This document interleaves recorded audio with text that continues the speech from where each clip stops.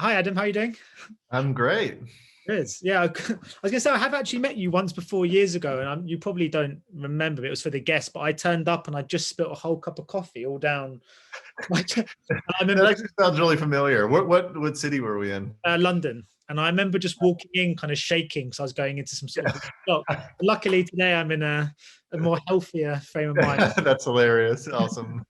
So I'm going to begin. I mean, firstly, just by saying, early reactions are coming in for Godzilla versus Kong, of which I was one of them, giving it really high praise. You must be so thrilled that so far, before obviously the global embargo has dropped, it seems people are really taking to the movie as you intended for them to take it. Absolutely. I mean, I always intended this to be like sort of this ultimate audience cheering experience. I've had a lot of experience, in my earlier films, trying to cater that and figure out what that vibe is, and it's funny because right before we got on, my producer of the film, Alex Garcia, he was texting me some, early reactions because the movie's in a couple countries already right now, India, and there was like a video of somebody was in the theater filming the screen, the opening scene of the film, and one of the very first shots is of Kong, and the crowd and the audience was just like flipping out. They were just like losing their minds. And I got like emotional when I was like listening to this, because it was just like, after all this time, like we've had to be so secretive with the film. And when you see something like that, it's just like, I actually, because my makeup person was here this morning doing all this stuff, and I just gotten done with her, and I saw this and I had to go back in there, and she had to like touch me up because I had like tears in my eyes. It was really embarrassing. Like I'm feeling like emotional now just like talking about it, but yeah, it's really exciting. Yeah, because ultimately, these films and films of this nature, they just have to be fun, don't they? There's so many blockbusters these days that seem almost overly concerned with their messages and how they're kind of shadowing kind of the world we live in. And even though that's always a nice aspect of films like this, ultimately, we want to see monsters fight. And exactly. You want subtext, not the text. You know what I mean? Like, for a movie like Godzilla versus Kong, like, I can't like sit here and like try to make a movie that's pretending to be 100% serious. I mean, when it's Godzilla versus Kong, you have to deliver on that promise. And people are expecting, like a big dumb monster movie, like, and I hear that phrase all the time. And, it's easy, I think, to take offense to that as a filmmaker, because you're like, well, what's dumb about it? I'm working on this movie. So much thought has been put into it.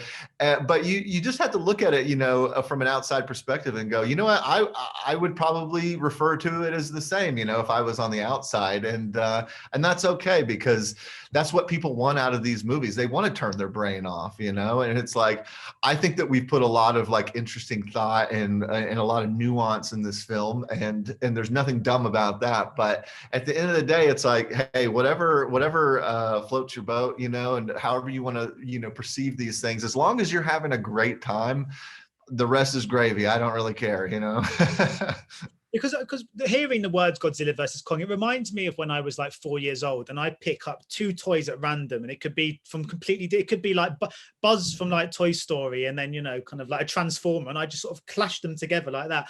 Did this almost feel like you were doing that on a much grander scale?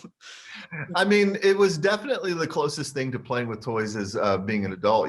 Actually, there was probably there was quite a few times in pre-production where I literally had a Godzilla and Kong toy that kind of were basically the right scale for what I was doing. And yeah, I would actually play with the toys and plan out a couple moments with that, and I have other filmmaker friends who do that kind of thing. I remember my friend Jason Eisner, who did Hobo with a Shotgun, and he worked with me on Death Note.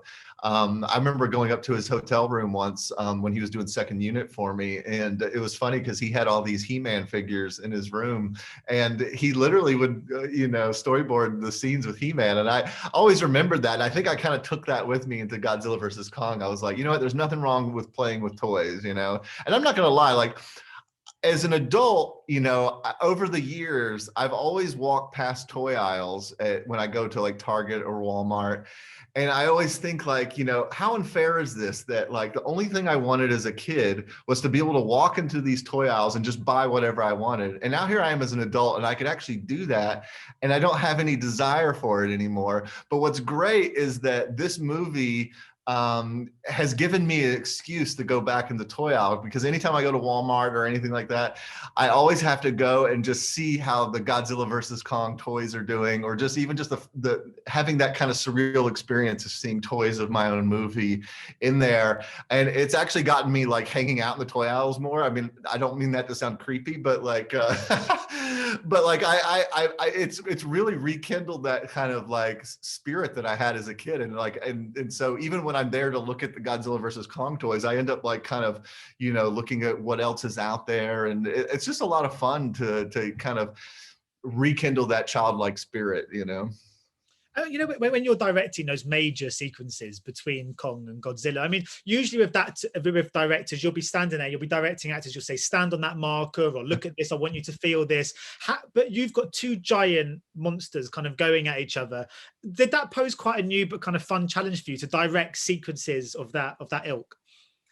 Yeah, it's a different skill set to direct essentially animated sequences, because that's kind of what we're talking about here. I mean, most of the battle sequences are fully CGI. So that means that you're starting from a place of total imagination, and you have to, really plan every detail. And that's really the fun of it, is getting into all those little details. I mean, for instance, there's like a shot in the film where Godzilla busts this battleship in half, and the chain gets stuck on Godzilla's fins, and it pulls the battleship underwater. And it's like the little details of that shot are so cool, because if you look carefully, as the battleship, the half of it that's broken off is being pulled underwater, you can see a couple sailors like, flying out the back of it, and they're trying to swim. And, it's very quick, and it's like one of those kind of things where you have to sort of freeze frame. But like, there's so many like little fine details that you can get into. And like, that's something I've just never been able to do as a director, because,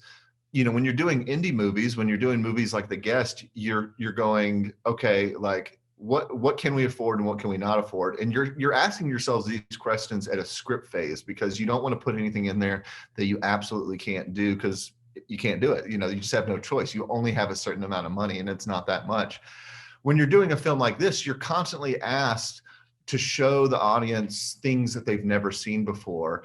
And, and even though you're always still, just like any other movie, going to be more ambitious than the money you have, there's this feeling of like, dream it up and we'll figure it out, and the best stuff is going to rise to the surface anyways. And you're going to be working with all the best technicians and creative artists in the world. And we're going to all band together. We're going to make something totally unique.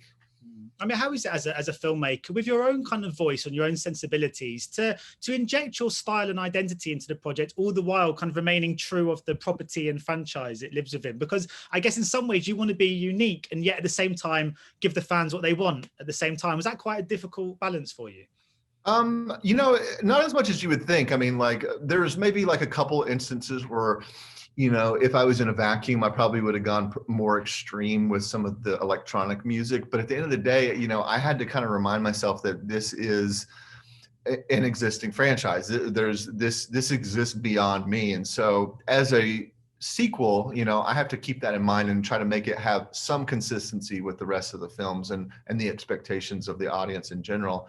But then beyond that, the other part of my job is to totally bring myself to the table, and bring as much as I can. But it is a balance, it's like I want to bring that 80s sensibility, the tone, the 80s tone that I think my movies have, the colors and all those kind of things, the sense of fun, it's like that's what I have to bring to it. But it's always got to be a balance of making sure that this doesn't just feel like a completely different movie, because it still takes place in the same universe as everything else that's come before it.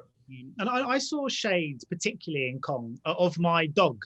Maybe it's because she's a bit overgrown and has wild black fur. But what I mean by that is that empathy we have for animals. Do you think that I was thinking about this a lot when I was watching it? Do you think that's what drives these franchises, empathy? Because that's for me what I think connects me most to these creatures and to these characters.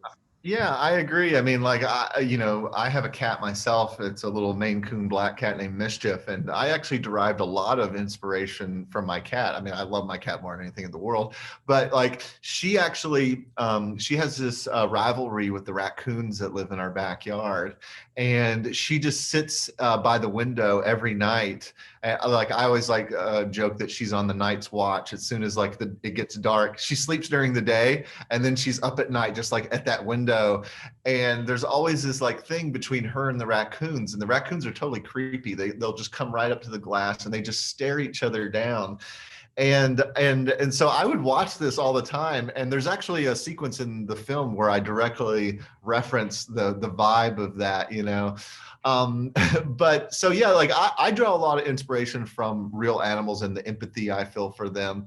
And from the get-go, when I was hired on this film, it was I wanted to try to get especially the Kong character back to the heart of what he meant to me. I remember when I saw Jordan both Roberts' Skull Island, I loved what he did with Kong. I like that he kind of took more of a Sasquatch approach to him as opposed to just the Peter Jackson gorilla ape vibe, and I like that he was this kind of more teenager type character, and he was pretty ruthless, and I have to applaud Jordan too, because he really did make a really interesting, fun and nihilistic movie, which is so rare. There's really not a lot of movies like it ever. But I wanted to show the other side of Kong. I wanted to get to the heart of him, because I that's always what he's meant to me. As a kid, I always worried for him when I saw him in the films, and I know that he can be a killing machine. But what makes him so interesting is that if he's backed in a corner, he'll crush you, if he's being threatened and all those kind of things. But there's an innocence and a purity to him. And I think that's what the soul of the character is. And that was at the forefront of my thought going into this. It's that's how we're going to really connect with audiences, if we can really feel the empathy for Kong. So my final question before I go, of course, looking ahead, is the Face Off sequel, which everyone's really excited about. So just to sort of clarify, this is a very, very much a direct sequel, isn't it, to what's come before? And as a second part to this question, not that you'd probably be able to say anything, but it could feasibly mean we could see a return of Travolta and Cage, potentially. Well, I mean, yes. And, there's been a lot of talk about it being a reboot and a remake and stuff. And, I don't know how that got started. I guess it was because it was originally being developed before I came on as a remake. And there was a script, and apparently, Paramount just kind of, threw it out, and they said, we're not interested in a remake of this. And I just kind of happened to be meeting with Neil Moritz and on a general meeting, and we were talking about that. And, I said, listen, this is how you do Face Off. You got to do it as a sequel, and this is sort of the approach that I would do for that. And so, yeah, it's a direct sequel. And, it's I don't want to say anything too concrete about the actors, because I don't want anything to get in the way of screwing anything up. But yeah, I will say that you're not far off whenever you're mentioning Nick Cage and Travolta. So, all right. Well, I'm looking forward to it. Thank you so much for your time today, Adam, and best of luck with the release. I think if the audience, the initial reactions are anything to go by, I think the whole world is in for a real treat from this. Thank you very much. Appreciate that. Take care, man. Bye-bye. See you. Ladies and gentlemen, you're watching Hey You Guys. Hey You Guys, huh? Hey You Guys. Is that from the Goonies? It is indeed, yes. Nice. Hey You